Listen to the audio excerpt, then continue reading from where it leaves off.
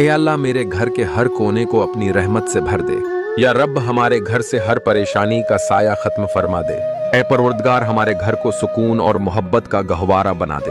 یا اللہ ہمارے گھر میں کبھی روٹی، رزق اور برکت کی کمی نہ ہو۔ اے اللہ میرے گھر کو حسد، نظر بد اور فتنوں سے محفوظ رکھ۔